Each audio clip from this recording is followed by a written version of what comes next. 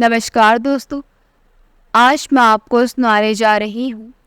अचानक पीहर पहुंची बेटी ने अपनी माँ को भाभी से पिटती देखा तो बेटी ने ऐसा क्या किया कि भाभी के होश ठिकाने आ गए। 2 दिन से बंद कमरे में भूखी कटोरी जी का आज दरवाज़ा खोला गया। जैसे ही दरवाज़ा खुला वह बहू के पीछे पीछे हाथ जोड़कर गिड़गिड़ाते हुए बोलती जा रही थी, बहू अब तो खाना दे दे बेटा, बड़ी भूख लगी है। देख अब इस बुढ़िया से बर्दाश्त नहीं होता। बस बहू बासी ताज़ा जो भी है दे दो, अब बर्दाश्त नहीं होता। कहते कहते कटोरी जी फवक फवक कर रोने लगी कि तभी उनकी बहू मीरा आंखें दिखाकर बोली, बुढ़िया चुपचाप यहीं बैठी रहे वरना वह भी नहीं दूंगी। कटोरी जी किसी छोटे बच्चे की तरह वही जमीन पर बैठी गई। तभी मीरा तमतमाती हुई और बड़बड़ाती हुई एक कटोरी में चावल और नमक लिए हुए बाहर आई और उनके सामने एक टूटी कटोरी में डालकर कहती है, ले बुढ़िया ठूस ले। 70 साल की हो गई है पर अभी भी भूख कितनी लगती है। लगता है स्वर्ग सिधाने तक मुझे कंगाली कर देगी। मीरा की उस कटोरी में चावल डालते ही कटोरी जी झटपट से उसे खाने लगती है। वह थे तो सिर्फ रात के बचे चावल और नमक ही, पर उन्हें भी वह इतने चाव से खा रही थी, शायद उन चावलों से ज़्यादा उनकी भूख पुरानी थी। कटोरी जी को ऐसे खाते देख मीरा जल भुन गई और वह कटोरी जी के कटोरे के चावलों को ज़मीन पर फेंक देती है। कटोरी जी थोड़ी देर तक उन्हें देखती रही और फिर ज़मीन से ही चावल उठाकर खाने लगती है। इतने में मीरा की कुछ सहेलियां भी वहां आ जाती हैं और कटोरी जी को ऐसे खाते देखकर खिलखिलाकर हंसते हुए उनका मजाक बनाने लगती हैं। कटोरी जी इतने दिन से भूखी, उन पर किसी के हंसने का कोई फर्क नहीं पड़ता और ना ही उन्हें अपमान महसूस हुआ। अब भूख के आगे इंसान इतना लाचार हो जाता है कि उसे आगे पीछे कुछ दिखाई नहीं देता। मीरा की एक सहेली बोली, अरे वाह मीरा, तूने अब एक भिखारी को भी खाना खिलाना शुरू कर दिया। तो ये नेक काम कब से करने लगी? मीरा मुंह बनाते हुए बोली, अरे नहीं नहीं, ये सास है मेरी, गांव की अनपढ़ गवार, तभी तो ऐसी जानवरों की तरह खा रही है। कटोरी जब जमीन पर पड़े खाने को बड़े प्यार से खाए जा रही थी, वह बासी चावल नमक भी उन्हें किसी पकवान से कम नहीं लग रहा था। उन्हें देखकर किसी भी दयालु इंसान की आंखों में आंसू आ जाए, लेकिन दूसरी तरफ मीरा की सहेलियां उन पर बेशर्मों की तरह हंस रही थी कि तभी उसकी एक सहेली ने मेज पर रखा एक पिज्जा का टुकड़ा ले जाकर कटोरी जी की तरफ दिखाया। उस टुकड़े को देखकर कटोरी जी की आंखों में चमक आ जाती है, लेकिन जैसे ही उन्हें वह टुकड़ा पकड़ने के लिए अपना हाथ बढ़ाया, उसने अपना हाथ पीछे खींच दिया। वह कभी उस टुकड़े को कटोरी जी के आगे करती तो कभी पीछे खींचती और सारी सहेलियां, जो कि अमीर घराने की एक नंबर की बिगड़ैल औरत थी, कटोरी जी की दशा पर ठहाका मारकर हंस रही थी। ये सब देखकर कटोरी जी की आंखों में आंसू आ गए। वह उस टुकड़े को जमीन पर फेंकते हुए बोली, ले बुढ़िया खा ले। मीरा भी वही मेज पर बैठी अपनी सहेलियों के साथ कटोरी जी का मजाक बनाते हुए देख रही थी। तभी अचानक अपने गाल पर पड़े चांटे से हंसी ठिठोली की आवाज सन्नाटे में पसर गई। कौन हो तुम और तेरी हिम्मत कैसे हुई मुझे थप्पड़ मारने की? तब तक एक और तमाचा मीरा की सहेली के गाल पर पड़ा तो वह सीधा कटोरी जी के कदमों में जाकर गिर पड़ी। मीरा और उसकी सारी सहेलियां आश्चर्य भरी नजरों से उसे देखे जा रही थी कि तभी मीरा डरते हुए कदमों से उसके पास जाकर बोली, दीदी ये क्या बदतमीजी है घर के मेहमानों से पेश आने की? कि तभी एक जन्नेटार धमाचा मीरा के गाल पर भी पड़ा। शर्म नहीं आती भाभी आपको, एक बूढ़ी लाचार माँ के साथ ऐसा करते हुए? रीना गुस्से में चिल्लाते हुए बोली, अगर तुम लोगों ने अभी इसी वक्त मेरी माँ से माफ़ी नहीं मांगी तो तुम लोगों का वो हाल करूंगी कि तुम दोबारा किसी गरीब का मजाक बनाने में भी 10 बार सोचोगी। हीरा को गुस्से में दहकता हुआ देखकर मीरा की सारी सहेलियों ने कटोरी जी से हाथ जोड़कर माफी मांगी और एक एक करके वहां से भाग गई। रीना एक समाज सेविका है जो ऐसे ही लाचार बुजुर्गों की सेवा करती है और एक संस्था चलाती है, जिस कारण उसकी पहुंच काफी दूर तक है। इसी कारण मीरा रीना की तेज आवाज से भी कांप उठती है। तब तक रीना ने कहा, और भाभी आप, अरे माना कि आपकी माँ नहीं है तो क्या दूसरों की माँ का मान सम्मान क्या होता है, वह क्या आप भूल गई है क्या? क्या कमी रखी थी मेरी माँ ने आपको? शादी के 1 महीने तक आपको धरती पर कदम तक नहीं रखने दिया, पलकों पर बैठाकर रखती थी आपको। यहाँ तक कि तुमको जल्दी उठने की आदत नहीं थी और बिस्तर पर जब तक चाय ना मिले तो आपकी आंखें नहीं खुलती थी। मेरी माँ आपके उठने से पहले भी आपकी ग्रीन टी आपके हाथ में पकड़ा देती थी, चाहे वह कितनी भी तकलीफ में क्यों ना हो। हमसे ज़्यादा प्यार उन्होंने आपको किया, ये सोचकर कि बचपन से आपको माँ का प्यार नहीं मिला तो वे आपको माँ की कमी महसूस नहीं होने देंगी। लेकिन तुमने मेरी माँ की ममता, उनका प्यार का ये सिला दिया। रीना रोते हुए अपनी माँ के गले लग गई। कटोरी जी एक सीधी सादी महिला थी। पूरे जीवन उन्होंने अपने बच्चों की पालन पोषण, उनके भविष्य को संवारने में गुजार दिया। कटोरी जी के पति मदन जी एक किराने की दुकान चलाते थे। उसी से अपने परिवार का गुजारा जैसे तैसे किया करते थे। धीरे धीरे बच्चे बड़े होने लगे और ज़रूरतें बढ़ने लगी तो उन्होंने रात को भी कहीं पर काम कर लिया और बेचारे बच्चों की ख्वाहिशों को पूरा करने में रात दिन एक कर दिया। मदन जी काम करने की मशीन बनकर रह गए थे, ना खाने की सुध ना पहनने की। दोनों बेटियां विवाह योग्य हुई तो सबसे पहले उन्होंने पहले बेटी की शादी की, लेकिन जैसे ही बेटी की शादी हुई उनकी हालत और भी बद से बदतर हो गई। बेटा कोई काम नहीं करता था, अभी मदन जी को ही पूरे परिवार का खर्च उठाना पड़ता था। एक रात 3 बजे सुबह में वे काम से लौट रहे थे कि किसी ने उनसे पीछे से टक्कर मार दी और मौके पर ही उनकी मौत हो गई। उसी दिन के बाद से कटोरी जी को अपनी सुध नहीं रही।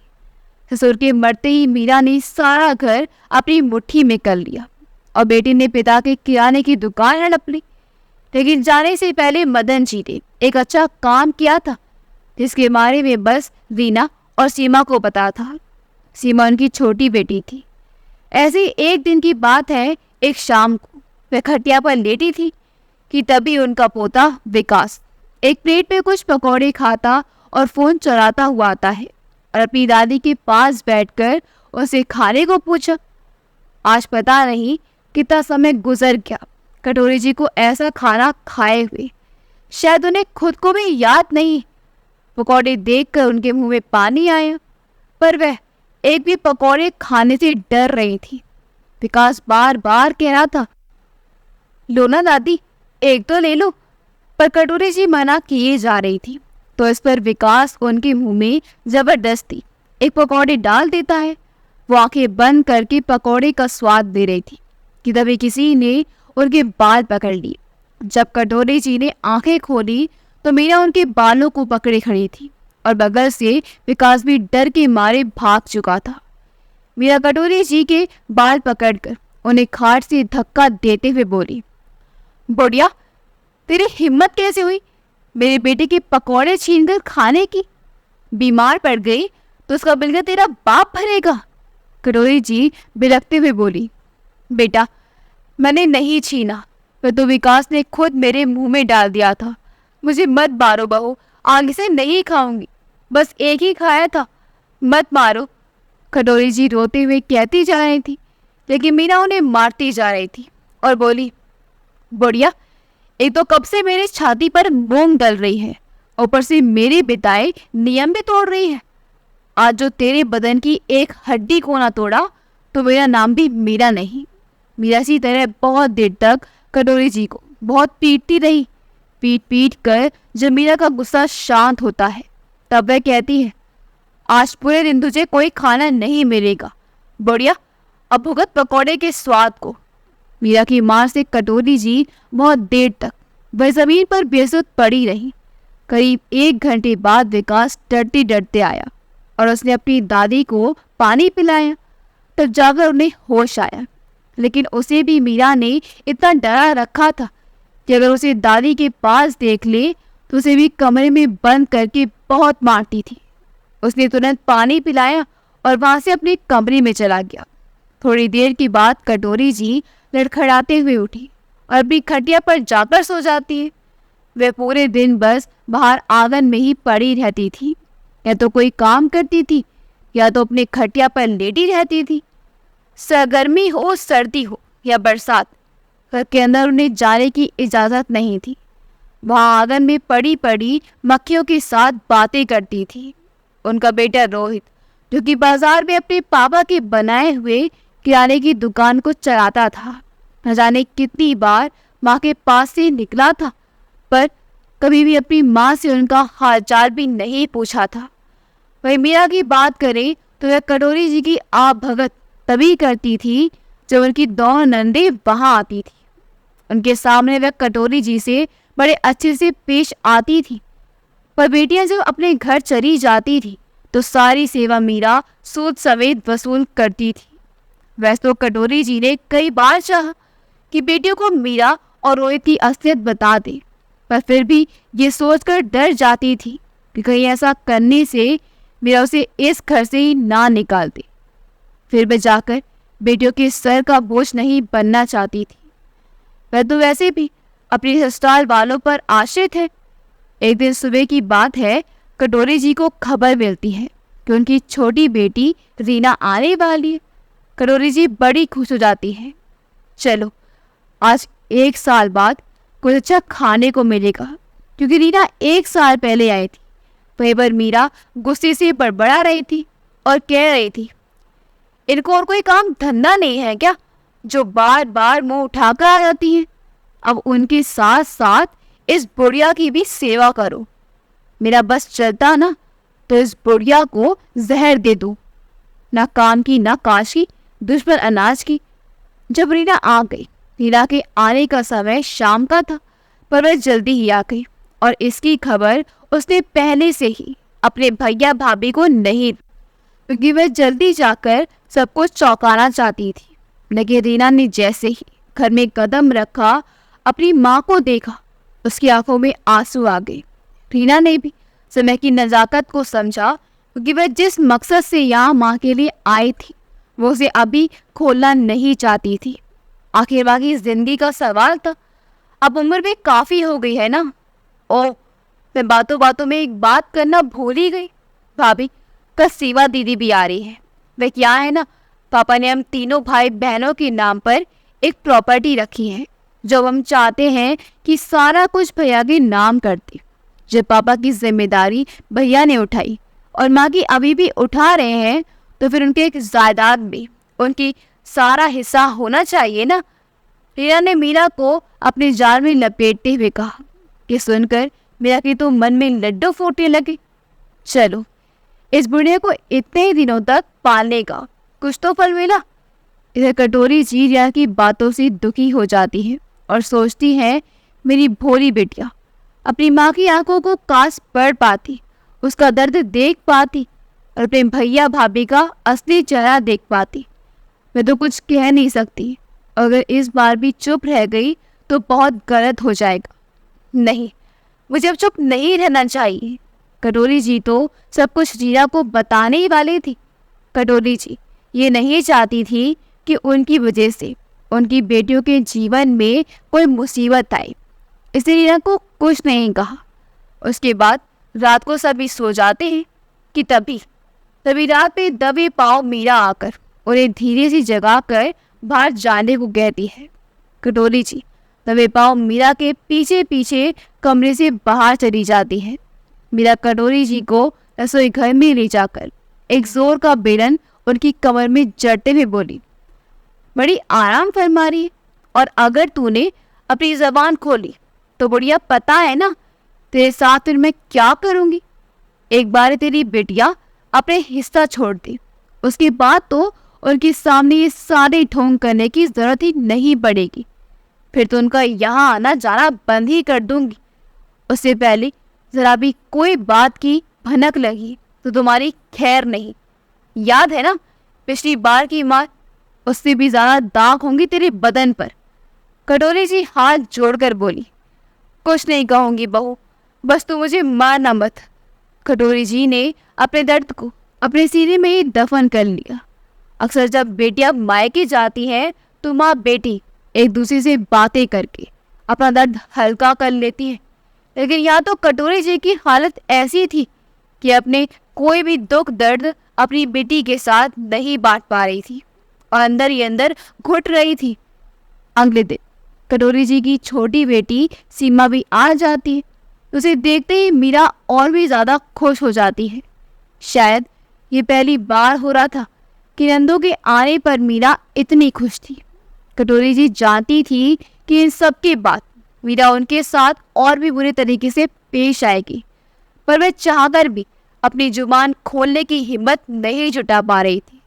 खाना खाने के बाद शाम को सीमा बोली, भैया कागज तो तुमने हमारे पापा के वकील से बनवा लिए हैं, मैं कल लेकर आएंगे। इतना सुनते ही कटोरी जी रहा नहीं गया। उन्होंने कहा, अरे ये सब करने की क्या जरूरत थी? पापा ने कुछ सोच समझ कर ही ये सब किया होगा। कटोरी जी के मुंह से ये सुनते ही उनका बेटा रोहित और बहू मीरा बड़ी बड़ी आंखें करके उन्हें घूरने लगे कि तभी रीना कहती है, माँ पापा ने हम तीनों को हमेशा एक जैसा रखा, इसलिए उन्होंने ऐसा किया। पर अब जब हम अपने घर में 10 बस गए हैं, फिर सबकी हमें क्या जरूरत? अपनी दोनों बहन के मुख से प्रॉपर्टी देने की बात सुनकर उसका भाई रोहित और उसकी पत्नी मीरा बहुत खुश हो जाते हैं। वे सब जान रहे थे कि एक बार बहन अपने हिस्से की प्रॉपर्टी छोड़ दी, उसके बाद तो वे जैसा मन वैसा करेंगे। अगली सुबह दोनों बहनों ने मीरा से कहा, भाभी हम माँ के लिए कुछ लेने बाजार जा रहे हैं, फिर पता नहीं कब आना हो गए, इसलिए बार हम माँ का पूरा बंदोबस्त करके जाएंगे और 1 घंटे में वकील को साथ देकर वापस आएंगे। उनके बाजार जाते ही मीरा को पूरा मौका मिल जाता है कटोरी जी पर अपनी भड़ास निकालने का। वह कटोरी जी के पास पनीर का एक बड़ा टुकड़ा लेकर गई और कहा, ये बुढ़िया पनीर के पकौड़े खाने थे ना तुझे, देख कितना बड़ा पनीर लाई हूँ तेरे लिए। ये कहकर वह लाल मिर्च पाउडर इस पनीर के टुकड़े में डाल देती हैं और कहती हैं, अब खा इसे। कटोरी जी ने कहा, नहीं बहू, इतनी मिर्च में नहीं खा सकती। बुढ़िया अब तेरी बेटियां भी यहाँ नहीं है जो तुझे बचाएंगी। हाथ जोड़ते हुए कटोरी जी ने कहा, बहू एक बार तूने मुझे ज़बरदस्ती खराब खाना खिलाया था, जिसकी वजह से मैं 15 दिन तक बीमार रही, और अब इतनी मिर्ची से कहीं मैं मर ना जाऊं। मर जाए तो भी चलेगा, पर जो बच गई तो बहुत तड़पूंगी। बहू ऐसा जुल्म मन ना करो, मुझे जहर ला कर दे दो, मैं खाकर हमेशा के लिए यहाँ से तुमसे दूर हो जाऊंगी। वैसे हर रोज मुझ पर अत्याचार मत करो, आखिर मैंने तुम्हारा क्या बिगाड़ा है? मीरा ने कहा, जहर दे पाती तो कब का दे दिया होता, पर ये सब करके मुझे जेल नहीं जाना। पर जितने दिन भी जाएगी जिएगी, मैं तेरी हाल ऐसा ही करूँगी कि तू खुद ही मर जाएगी।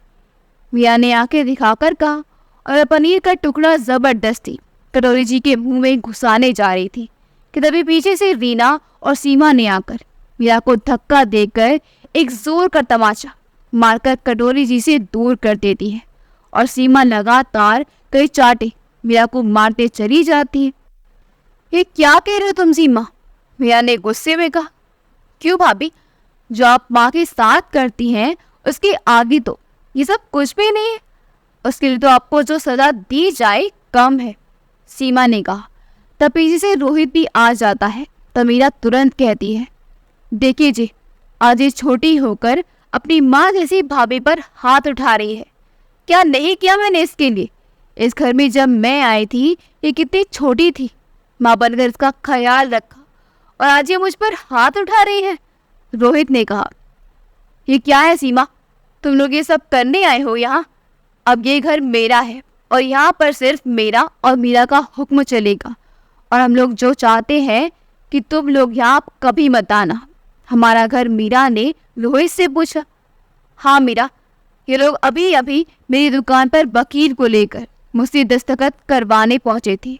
इन लोगों ने अपना हिस्सा मेरे नाम कर दिया है, इसलिए अब तुम्हें चिंता करने की कोई ज़रूरत नहीं है। अब नहीं तुम्हें इसकी चापलूसी करने की ज़रूरत है, और ना ही इस बुढ़िया को सताने से तुम्हें कोई रोक सकता है। जिसे दिक्कत है उसे अपनी साथ ले जाए, रोहित ने कहा। पर मुझे एक बात समझ में नहीं आई कि लोगों ने आपके दुकान पर जाकर दस्तखत क्यों करवाए और मुझे बाजार कहकर गई थी, मीरा ने कहा। तो इस बात पर रीना और सीमा जोर जोर से हंस पड़ी और फिर रीना बोली कि जो भी कहो भाई भाभी, आपका दिमाग सच में भैया से तेज है, इसलिए हमने दुकान पर जाकर दस्तखत कराए ताकि हमारा प्लान कामयाब हो जाए। कि यहाँ घर पर आपके सामने चालाकी करना मुश्किल होता। ये क्या मजाक है रीना, रोहित ने आंखें दिखाकर कहा। तो सीमा अपने भाई को एक जोरदार तमाचा लगाकर बोली, रुको भैया, शुरू से बताती हूँ। अब रीना सारी सच्चाई बताने लगती है कि आखिर सीमा और रीना यहाँ पर किस लिए आई थी। वह क्यों अपनी प्रॉपर्टी अपने भाई के नाम करना चाहती थी, इसके पीछे उनका असली मकसद क्या था। रीना ने कहा, भाभी आपको याद है उस दिन जिस दिन विकास माँ को जबरदस्ती पकौड़े खिला रहा था, उसी समय आपसे मैंने कुछ देर पहले फ़ोन पर बात की थी। आपने सोचा फ़ोन कट गया है, लेकिन फ़ोन कटा नहीं था। मैंने सारी बातें सब कुछ सुन लिया था। मैं मोबाइल विकास अपने पास लिए हुए था और पकौड़े खाने में व्यस्त था। शायद विकास की गलती थी या फिर भगवान की कोई लीला, ये तो कह नहीं सकती। पर उस दिन जब माँ को भाभी सिर्फ एक पकौड़े खाने के लिए पीट रही थी, मैंने सब कुछ सुन लिया था और समझ लिया। मुझे उस दिन ये पता चल गया था कि माँ के साथ आप कैसा बर्ताव करती हैं।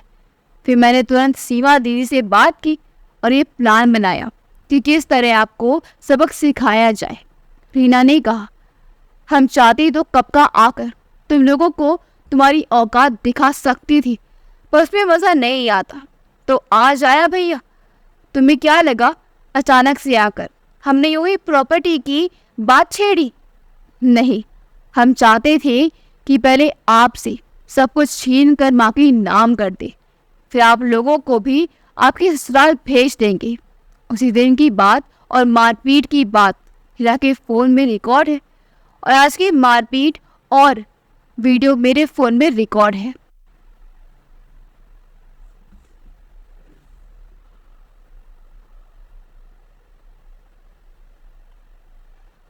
और आज की मारपीट और वीडियो मेरे फ़ोन में रिकॉर्ड है, तो तुम दोनों को जेल भिजवाने के लिए काफ़ी है, रीना ने आगे कहा। जब मैं और दीदी बाजार गई थी तब एक कैमरा यहाँ घर के एक कोने में लगा कर गए थे। हमें अच्छे से पता था कि हमारे जाती भाभी माँ के साथ फिर से बुरा व्यवहार करेगी। क्या सच में? अपनी बेटी की बात सुनकर कटोरी जी ने कहा। क्या सच में ये लोग अब मुझ पर हाथ नहीं उठाएंगे? कटोरी जी ने नम आंखों से अपनी बेटी से पूछा। हाँ माँ, अब आप पर कोई हाथ नहीं उठा सकता। अगर किसी ने भी आपको गलती से छुआ भी तो उसका हाथ तोड़कर उसके हाथ में दे देंगे हम। कटोरी जी बोली, जानते हैं बेटा, जब वह मारती है ना तो दिन तक मैं बिस्तर से उठ नहीं पाती, कभी कभी तो दर्द से उल्टी भी हो जाती है। ये कहकर कटोरी जी अपने आंसू को पोंछने लगती हैं और अपने हकलाती आवाज़ में कहती हैं, बचपन में मैं जब तुम लोगों को मारती थी मगर उसके निशान पड़ जाते थे तो मेरा दिल रोता था, और आज अपनी बूढ़ी लाचार माँ को पीटकर इतने निशान दिए कि मैं दर्द से पूरी रात करहाती हूँ, फिर भी उनको कोई फर्क नहीं पड़ता। माँ के शरीर पर इतनी मार के निशान देखकर दोनों बेटियों की आंखें भर आईं।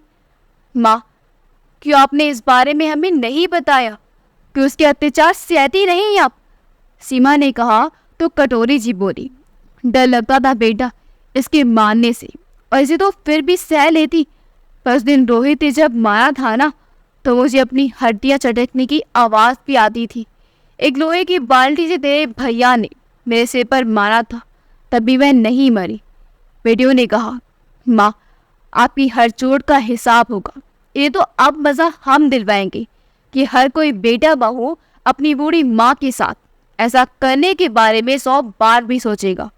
तभी दरवाजे की घंटी बजी। मीरा ने कांपते हुए दरवाज़ा खोला तो सामने पुलिस को देखकर दोनों के पैरों तले जमीन खिसक गई। ये लो माँ, पुलिस भी आ गई, ले जाइए इन हैवानों को और हम इसके खिलाफ सबूत पीछे से लाते हैं, सिवाय देश में आकर का। मीरा और रीना ने अपने भाई भाभी को तो 2 साल की सजा दिलवाई। रीना बोली, माँ अब आप आराम से यहाँ रह सकती हैं, पर इस उम्र में अकेली आप कैसे रहेंगी? आप हमारे साथ चलिए, वहाँ आप हमारे साथ रहना। हीरा की बात सुनकर उसकी माँ कटोरी जी ने कहा, बेटा जब ये बूढ़ी हड्डियाँ इतनी मार सह सकती हैं तो अकेली भी रह सकती है ना। मुझे अपनी आज़ादी महसूस करने दो। अब से मैं अपने कमरे में सोऊंगी और जो मन में होगा सो खाऊंगी। कटोरी जी एकदम बच्चों को जैसी हरकत करने लगी, जिसे देखकर रीना और सीमा की आंखों में आंसू आ गए। रीना और सीमा ने अपनी माँ के लिए एक सहायिका रख दी ताकि वह 24 घंटे माँ के साथ रहे और उन्हें किसी प्रकार की असुविधा महसूस ना हो। यहाँ कि हफ्ते में 2 बार बेटियां उनसे मिलने आती थी। मीरा और रोहित जेल से छूटकर दोबारा माँ से माफ़ी मांगने पहुंचे तो कटोरी जी ने माफ़ नहीं किया और ठक्की मारकर घर से निकाल दिया, ये कहकर कि आज से मेरा बेटा मेरे लिए मर चुका है। दोनों वहां से सिर झुकाए चले गए और दर की ठोकरें खाते रहे। उधर कटोरी जी अपने घर में आराम से रह रही थी और बेटियां और दामाद उनका खूब ख्याल रख रहे थे। दोस्तों, अपने माँ बाप के साथ कोई ऐसा ना करे, भगवान से हमारी यही प्रार्थना है। क्या हो गया है कलयुग की औलादों को जो अपने माँ बाप को इस तरह से सता रहे हैं। हालांकि सब लोग ऐसे नहीं हैं, लेकिन बहुत सारी खबरें अखबार में आए दिन पढ़ने को मिलती हैं और बुजुर्गों की आप बीती सामने आ रही है, उसे भी जुटाया नहीं जा सकता। ये कार्रवाई सच्ची है, इसलिए आप अपने माता पिता का सम्मान करें, सेवा करें, ये परम धर्म है। अगर आपको हमारी कहानी अच्छी लगी हो तो हमारे वीडियो को लाइक करें, शेयर करें और हमारे चैनल यूट्यूबर्स को सब्सक्राइब कर दें। मिलते अगली वीडियो में। आपका बहुत बहुत धन्यवाद।